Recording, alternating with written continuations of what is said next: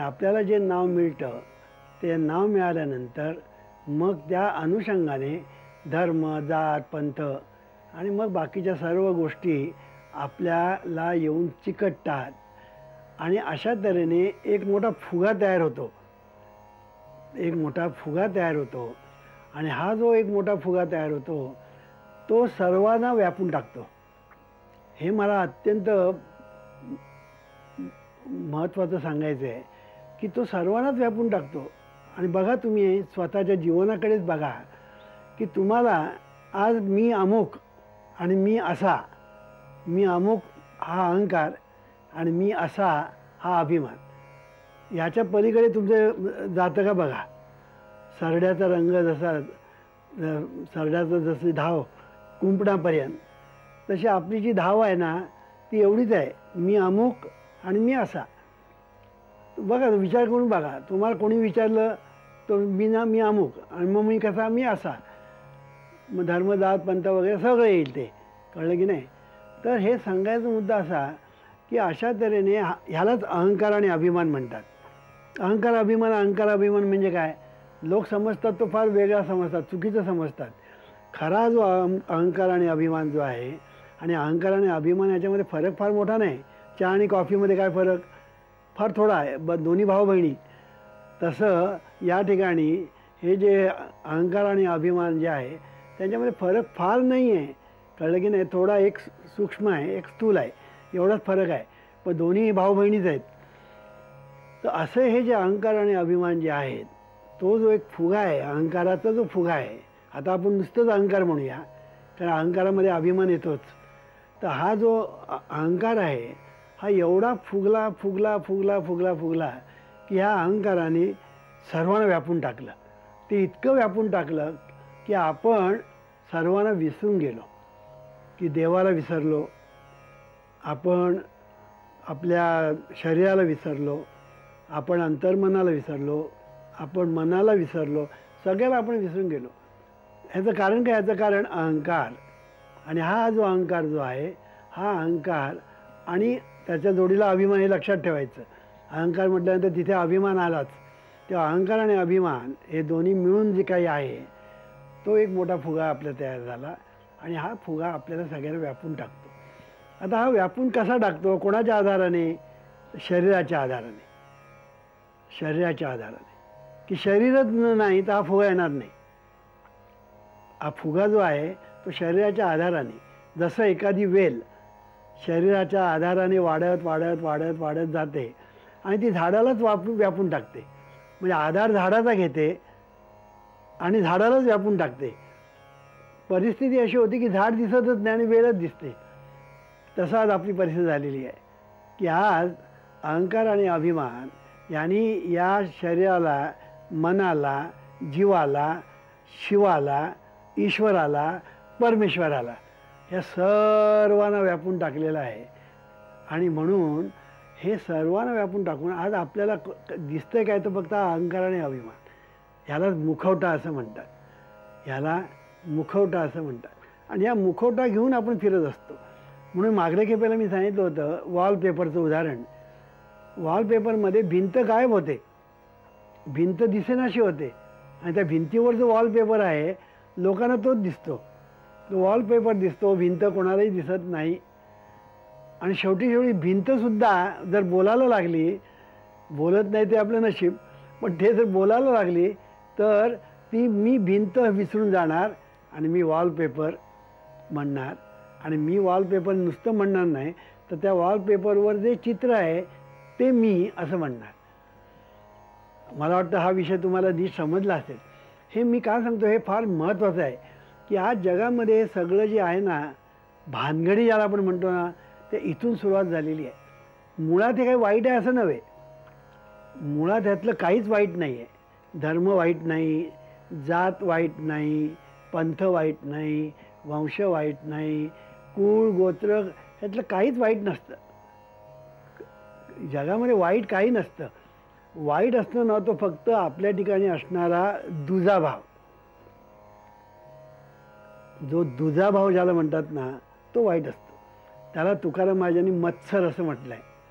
न घडो कोणाही भूताचा मत्सर वर्म सर्वेश्वर पूजनाचे. हा मत्सर म्हणजे द्वेष, मत्सर म्हणजे तिरस्कार. कळलं की नाही? की ह्याच्यातून मत्सर एकदा माणसाच्या ठिकाणी आला ना की त्याच्यातून मग द्वेष, तिरस्कार, मग एकमेकांबद्दलचा दुजाभाव तो वाढत वाढत वाढत वाढत इतका जातो की मग त्याचं परिणती दंगे धोपे, युद्ध लढाया, तंटे बखेडे ह्याच्यामध्ये त्याची परिणती होते. म्हणून वाईट फक्त एकच आहे, बाकी काही जगात वाईट नाही. तो म्हणजे दुजाभाव. श्रेष्ठ आणि कनिष्ठ हा दुजाभाव ह्याला म्हणतात. कळलं की नाही? श्रेष्ठ आणि कनिष्ठ हा दुजाभाव आहे. जीवनविद्येच्या दृष्टिकोनातून कोण श्रेष्ठ आणि कोण कनिष्ठ? सर्व उपयुक्त. जीवनविद्येच्या दृष्टिकोनातून कोणी श्रेष्ठ नाही, कोणी कनिष्ठ नाही, सगळे उपयुक्त आहेत. मला तुम्ही सांगा, जगामध्ये जे जे काही निर्माण झालेलं आहे ते विविध निर्माण झालेलं आहे, विविधता आहे. ज्याला आपण विविधता म्हणतो ना, वैविध्य की विविधता ज्याला आपण म्हणतो ती विविधता आहे. आणि ही जी विविधता आहे हेच खरं वैभव आहे, हेच खरं ऐश्वर्य आहे. तर विविधताच नाही तर त्याला काय मजा आहे? जर जगामध्ये सगळ्याच गोष्टी सारख्या असत्या तर हे ज्या जगात मजाच नव्हती. पण ही विविधता आहे. आणि ही जी विविधता जी आहे ना, ही विविधता म्हणजे व्यवस्थेचा भाग आहे. म्हणजे परमेश्वराचा तो अविभाज्य भाग आहे विविधता. आणि म्हणून कोणी श्रेष्ठ आणि कोणी कनिष्ठ हे जीवनविद्येला मान्यच नाही. जीवनविद्या असं सांगते सर्वश्रेष्ठ, सर्वश्रेष्ठ. कारण का? सर्व उपयुक्त. बायको उपयुक्त, नवरा उपयुक्त. आता नवरा श्रेष्ठ का बायको श्रेष्ठ? पुरुषांनी म्हणावं पुरुष श्रेष्ठ म्हणून, पण ते खरं नाही. निसर्गाने असं काय सांगितलेलं नाही की पुरुष श्रेष्ठ आणि स्त्री कनिष्ठ असं सांगितलेलं नाही. निसर्गाने सांगितलेलं नाही. पुरुषांनी स्वतःचीच कल्पना करून घेतली आणि त्याच्यातून पुन्हा मग भानगडी निर्माण झाल्या. कळलं की नाही? मग स्त्रियांना वाईट रीतीने वागवणं, त्यांना मारहाण करणं, त्यांचा अपमान करणं वगैरे वगैरे ज्या काही अनिष्ट पद्धती ज्या निर्माण झाल्या त्याच्या कारणे कनिष्ठ श्रेष्ठ भावना किंवा दुजाभाव हा जो निर्माण झाला तो आहे. म्हणजे घरात ते दारात, ते समाजात, ते राष्ट्रात, ते विश्वात. आणि म्हणून हा जो दुजाभाव आहे हा जर गेला तर सगळं चांगलं आहे, काय वाईट नाही. आपली मुलं काय वाईट आहेत का? पण मुलामध्ये भेदभाव करायचा नाही. नाही तर एक मुलगा ना हुशार आहे, दुसरा कमी हुशार आहे, असू दे ना. तो कमी हुशार असणं हा व्यवस्थेचा भाग आहे. हे आपण लक्षातच घेत नाही. सगळीच मुलं जर हुशार असेल ना तर हे जगच चालणार नाही. काही कमी हुशार आहेत, काही अधिक हुशार आहेत, हा व्यवस्थेचा भाग आहे. हे आपण लक्षात घेत नाही आणि आपण तुलना करत बसतो. आता ह्याच्यामध्ये एक गंमत अशी असते की हा मुलगा एका ह्याच्यामध्ये हुशार आहे मान्य, पण तो दुसऱ्या ठिकाणी कमी असेल. तो ज्याला तुम्ही कमी हुशार म्हणता ना तो या पहिल्यापेक्षा दुसऱ्या क्षेत्रामध्ये अधिक हुशार असेल. तर तो कुठल्या क्षेत्रामध्ये उपयुक्त आहे ते आईवडिलांनी शोधून काढलं पाहिजे. आईवडिलांची ती जबाबदारी आहे की हा मुलगा जो कमी हुशार आहे तो कमी हुशार अभ्यासात असेल पण क्रिकेटमध्ये तो चांगला खेळेल, तो क्रिकेटमध्ये नाव रूपाला येईल, तो सचिन होईल.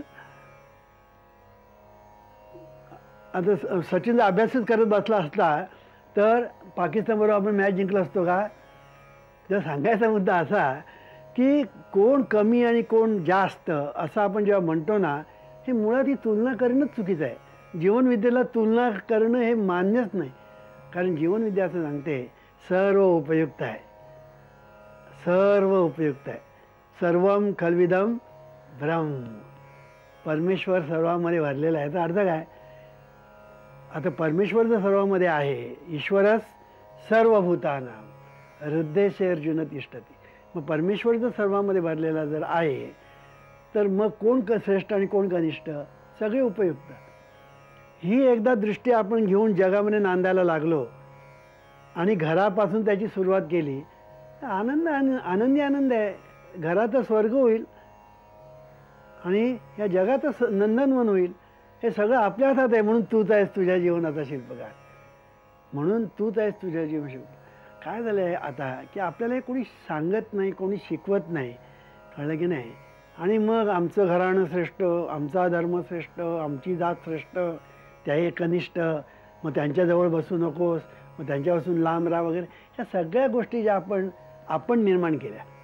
ह्याच्यातून काय चांगलं निर्माण झालं का? ह्याच्यातून काही चांगलं निर्माण झालं नाही. जे उलट परिस्थिती चिघळतच गेली. जीवनविद्येलाही मान्य नाही. आणि म्हणून जीवनविद्या असं सांगते की हा जो अहंकार आणि अभिमान हा जो भाग आहे हा निर्माण होतो त्याचं मूळ दुजाभावमध्ये आहे. मी श्रेष्ठ किंवा मी कनिष्ठ हा दुजाभाव जो आहे हा दुजाभावामध्ये निर्माण होतो. आणि हा दुजाभाव निर्माण होण्याला कारण संस्कृती असते. कारण संस्कृतीतून जे संस्कार येतात त्या संस्कारातून हा दुजाभाव निर्माण होतो. आणि म्हणून संस्कृती ही मानवी संस्कृतीच पाहिजे, तर दुजाभाव निर्माण होणार नाही. नाहीतर आता जे चाललेलं आहे असं चालत राहणार, इतिहासाची पुनरावृत्तीच होत राहणार. आणि म्हणून बहिर्मन हे महत्त्वाचं आहे.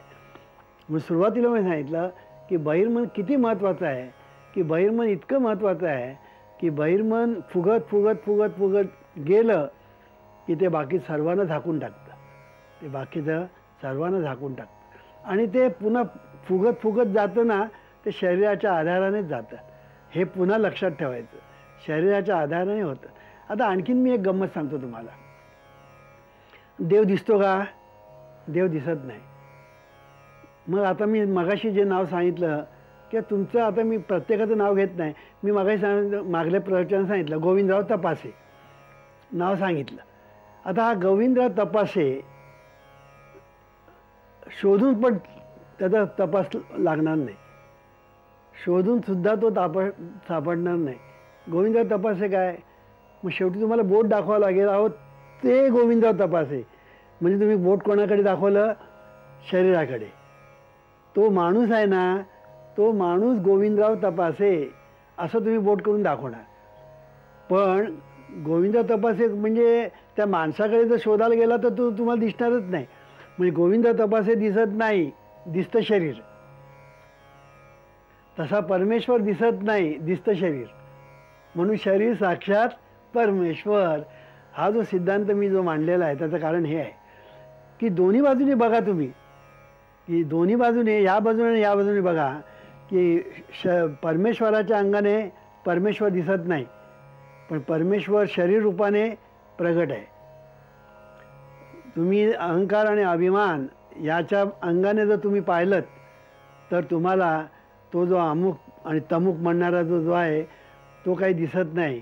मग तो दिसतो शरीराच्या अंगाने. म्हणजे शेवटी महत्त्वाचं काय ते शरीर महत्त्वाचं आहे. आणि शरीर म्हणजे माणूस. आणि म्हणून माणूस हा महत्त्वाचा आहे. शेवटी महत्त्वाचा काय आहे? माणूस. मग तो कुठल्याही धर्माचा, जातीचा, पंथाचा, वंशाचा, संप्रदायाचा असला ना तरी काही बिघडत नाही. असू दे ना. काय गंमत अशी आहे की मला आळूची भाजी आवडते म्हणजे काय जगातल्या सर्व लोकांना आळूची भाजी आवडली पाहिजे असं आहे? नाही नाही नाही नाही, आम्ही आळूची भाजी खातो, तू आळूची भाजीच खाल्ली पाहिजे. म्हणजे हा वेडेपण आहे, हा वेडेपण आहे. मी भजन करतो, तूही भजन केलं पाहिजे. अरे मी का भजन करीन? मी आरती करीन, मी पोथी वाचीन. तुला भजन आवडतं कर तू भजन. मला आरती आवडते, मी आरती पडते. मला नमाज पडावीशी वाटतात, मी नमाज पडेन. नाही नाही, मी नमाज पडतो, तूही नमाज पडले पाहिजे. हा जो आपण म्हणतो ना, ह्याच्यातून सगळं वाईट निर्माण होतं. सगळं जे अनिष्ट निर्माण होतं ना, की माझं जे आहे तेच तुम्ही स्वीकारलं पाहिजे असं जेव्हा तुम्ही म्हणता तर त्याच्यातून सगळं अनिष्ट निर्माण होतं, सगळं अनिष्ट निर्माण होतं. म्हणून महत्त्व माणसाला आहे असं जेव्हा माणूसच ठरवेल, कारण माणूसच हे ठरवत नाही ना, माणूसच हे ठरवत नाही. सगळं बिघडवलं काय माणसानेच. आज संबंध जगात वाळवंट होण्याची जी वेळ आलेली आहे ना त्याचं कारण माणूस. कारण की नाही, आज जगात वाळवंट होण्याची वेळ आलेली आहे. आज फार लोक आपले झोपलेले आहेत. पण आज परिस्थिती अशी आहे की इतकी परिस्थिती बिघडत चाललेली आहे, इतकी परिस्थिती बिघडत चाललेली आहे की आपण म्हणतो विज्ञान विज्ञान विज्ञान, आणि विज्ञान चांगलं आहे याबद्दल वाद नाही. पण विज्ञानाचा सदुपयोग करायचा का दुरुपयोग करायचा हे शेवटी माणसाच्या हातात आहे. पैसा वाईट का चांगला? चांगला काळ आणि दोन्ही दोन्ही आहे. त्याचा तुम्ही उपयोग कसा कराल त्याच्यावर ते अवलंबून आहे. तसं विज्ञानाचं आहे. आज विज्ञानाचा आम्ही उपयोग करून करून करून त्याचा इतका दुरुपयोग केलेला आहे की या जगाचं आज ना उद्या वाळवंट होणार असं शास्त्रज्ञच सांगतात. कळलं की नाही? शास्त्रज्ञच सांगतात की जगाचं वाळवंट. बघा ना, आज पाणी मिळत नाही. आज कित्येक गावामध्ये आज पाणी नाही आहे. का नाही पाणी? झाडं नाही म्हणून. झाडं का नाही? झाडं तोडण्याकडे आणि त्याच्या जागी इमारती बांधण्याकडे प्रवृत्ती. झाडाची तुम्ही जे एकदा वृक्षतोड करायला सुरुवात केली की सगळं पर्यावरण बिघडतं. म्हणून सगळं पर्यावरणाचा जो तोल आहे ना तो माझ्यामध्ये वृक्षावर आहे. म्हणून वृक्ष तुम्ही जितके लावाल, आज सगळे डोंगर बोडके झालेले आहेत. बघा तुम्ही रेल्वेतून जा, मोटारीतून जा आणि आजूबाजूला पहा, डोंगर बोडके झालेले आहेत. हे डोंगर जेव्हा हिरवेगार होतील तेव्हा या जगाचं नंदनवन होईल. तेव्हा जगाचं नंदनवन होईल. तर सांगायचा मुद्दा असा की माणूस हा जो प्राणी आहे, ह्या माणसाला जी बुद्धी देवाने दिलेली आहे त्या बुद्धीचा त्यांनी सदुपयोग करायचा का दुरुपयोग करायचा याचं स्वातंत्र्य त्या परमेश्वराने म्हणा किंवा निसर्गाने म्हणा माणसाला दिलेलं आहे. आज माणूस त्या स्वातंत्र्याचा दुरुपयोग करतो आहे. आमच्या देशामध्ये सुद्धा लोकशाहीच्या नावाखाली जे स्वातंत्र्य आहे त्याचाही दुरुपयोगच होतो ना. कोणी काही बोलावं, कोणी कोणाला काही करावं, हे स्वातंत्र्याचा दुरुपयोग आहे. तसं परमेश्वराने सुद्धा माणसाला जे स्वातंत्र्य दिलेलं आहे त्याचा दुरुपयोग चाललेला आहे. आपण त्याचा दुरुपयोग करतो आणि म्हणून जर त्याचा सदुपयोग केला तर या जगाचं नंदनवन व्हायला वेळ लागणार नाही. आणि त्याची सुरुवात कुठून? माणूस. मी माणूस आहे, तू माणूस आहे. माणसामध्ये कुठेही भेद निसर्गाने केलेला नाही. तो काळा गोरा वगैरे असेल, तो हवेमुळे आहे. हवेमुळे आहेत. मी जर तिकडे जन्माला आलो तर तिकडे मी पण तसाच होईल. ते जर इथे जन्माला आले तर तेही तसेच होतील. तुम्ही कुठे जन्माला येता त्याच्यावरती अवलंबून आहे. पण शेवटी पृथ्वी कोणाची आहे? मानवाचीच आहे ना. तेव्हा लक्षात जर आपण घेतला हा विषय तर आपल्या ध्यानामध्ये येईल की माणूस हा महत्त्वाचा आहे. म्हणून बहिर्मनाची जी सुरुवात आहे ती मी माणूस आहे आणि मी माणसासारखं वागलं पाहिजे हे कधीही विसरता कामा नये. इथून जर बहिर्मनाला जर सुरुवात होईल ना तर पुढे सर्व चांगलं चांगलं होत जाईल. बिघडलं आहे ना ते इथे बिघडलेलं आहे. कळलं की नाही? मग तुम्ही म्हणा हे कसं काय ते तुम्हाला सांगतो. आपल्या ठिकाणी जी दिव्य शक्ती जी आहे, मी ते परमेश्वर बिरमेश्वर शब्द वापरत नाही कारण त्याने घोटाळे होतात किंवा कुठं नाव पण मी देत नाही कुठे. आता दिव्य शक्ती हा शब्द वापरतो की जी दिव्य शक्ती ज्याला आपण म्हणतो, जी जाणीव स्वरूप, नेणीव स्वरूप, आनंद स्वरूप अशी जी दिव्य जाणीव आहे ती दिव्य जाणीव मागल्या खेपेला सांगितलं की प्रगट होण्यासाठी उपाधी धारण करते आणि उपाधीतला च्या माध्यमातून ती प्रगट होते विश्वामध्ये. आणि त्या प्रोसेसमध्ये त्या दिव्य शक्तीला स्वरूपाचा विसर पडतो. स्वरूपाचा विसर पडतो त्या दिव्य शक्तीला. कळलं की नाही? आणि मग मी ते कसं 4 ग्रहण लागतात ते सांगितलं. आता इथे गंमत अशी आहे की ही जी दिव्य शक्ती जी आहे ही दिव्य शक्ती जेव्हा प्रगट होते शरीराच्या माध्यमातून, जेव्हा ती प्रगट होते तेव्हा ती प्रगट होत असताना तिच्यावर संस्कार केले जातात आणि संस्कार होत असतात.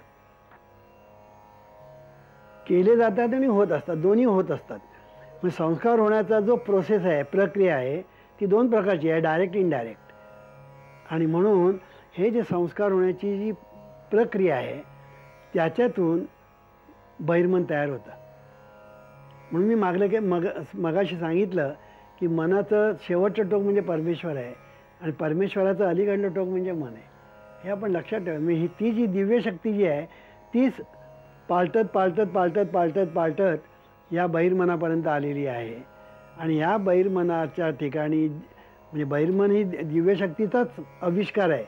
पण त्या बहिर्मनावर जे संस्कार होतात ते जे संस्कार होतात ते महत्त्वाचे असतात आणि ते संस्कार निर्णायक ठरतात. ते संस्कार निर्णायक ठरतात. आणि म्हणून हे जे संस्कार होतात त्याच्यातून बहिर्मन तयार होतं. कसं होतं तयार? तर ज्या संस्कृतीतून संस्कार येतात त्या संस्कारप्रमाणे विचार असतात